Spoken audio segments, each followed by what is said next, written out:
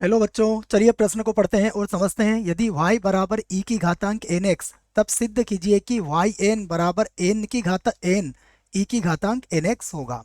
प्रश्न को हल करने से पहले प्रश्न के लिए मुख्य अवधारणा लिख लेते हैं। तो हमारे प्रश्न की मुख्य अवधारणा, जिसकी सहायता से इस प्रश्न को हल किया जाएगा,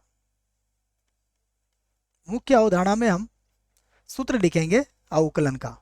सूत्र क्या है वो देखिए, प्रश्न में आप देख सकते हैं कि यहाँ सूत्र लगेगा d बटा डी एक्स ई की घातांक x का। ई की घातांक x का जो अवकलन होता है वह ई की घातांक x ही होता है, ये याद रखें आप। और इसी से हम एक बात और यहाँ पर समझ सकते हैं कि यदि हमें d बटा डी एक्स ई की घातांक एम एक्स करना हो, तो इसका जो अवकलन होता है वो होता है एम ई की घातांक एम एक्स, क्योंकि एम एक्स का जब दोबारा करते हैं तो हमें एम प्राप्त हो जाता है। आप चाहें तो इस बात को भी इस प्रश्न के लिए याद रख सकते हैं।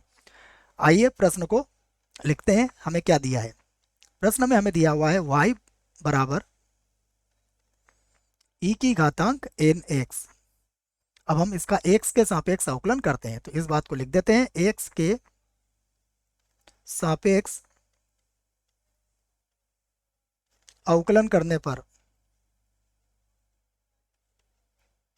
अवकलन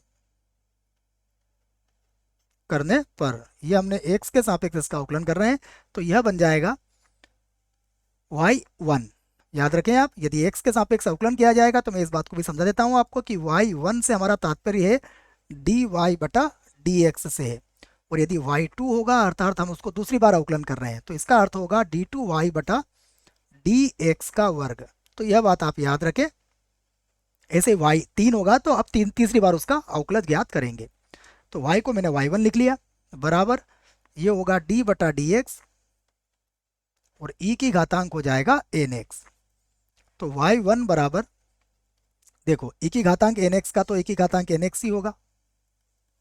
और अगर दोबारा करेंगे हम अवकलन किसका, d बटा डी एक्स एन एक्स का, तो nx का अवकलन कितना हो जाएगा, n।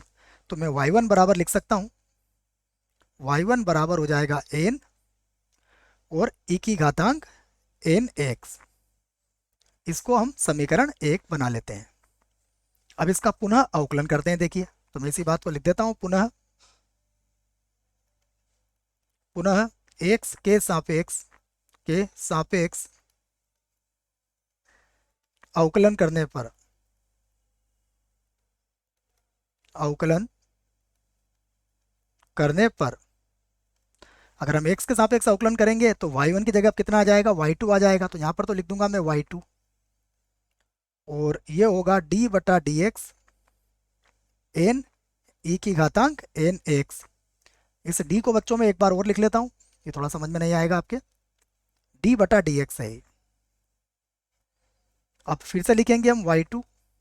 तो यहाँ पर देखिए n तो हमारा अचर है, और e की घात nx का जो अवकलन होगा वो होगा e की घात nx।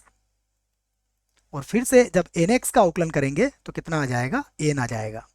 इसका तात्पर्य यह है कि y2 बराबर हो जाएगा n का वर्ग और e की घात हो जाएगा nx। अब हम इसका एक बार और अवकलन कर लेते हैं। देखिए, तो फिर से लिखेंगे हम, पुनः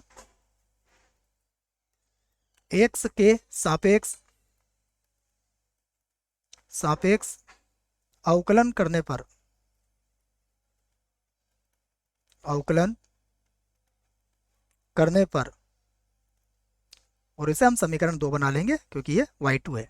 तो जब हम इसका अवकलन करेंगे तो यहाँ पर हमें क्या मिलेगा, y3 मिल जाएगा। तो मैं इसी को लिख लेता हूँ, यहाँ मिलेगा y3, यहाँ पर होगा n का वर्ग और d बटा डी एक्स हो जाएगा e की घातांक nx का। तो फिर से लिखेंगे y3 बराबर n का वर्ग, और जब इसका अवकलन करेंगे तो ये होगा e की घात nx, और nx का दोबारा करेंगे तो फिर से n आ जाएगा। तो देखिए यहाँ पर हम लिख सकते हैं कि y3 बराबर कितना आया, y3 बराबर ये आ गया n की घातांक 3 और e की घातांक हो गया nx, और इसे बना लेते हैं समीकरण 3। अब आप कह सकते हो कि इसी प्रकार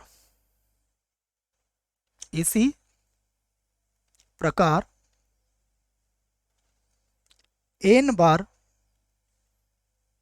अवकलन करने पर, अवकलन करने पर क्या आ जाएगा, देखो y की घात n बराबर हो जाएगा n की घात n और e की घात हो जाएगा nx। और यही हमें सिद्ध करना था, यहां पर हम लिख सकते हैं सिद्ध हुआ, सिद्ध हुआ। आशा करता हूं बच्चों आपको इस प्रश्न का उत्तर समझ में आया होगा। धन्यवाद।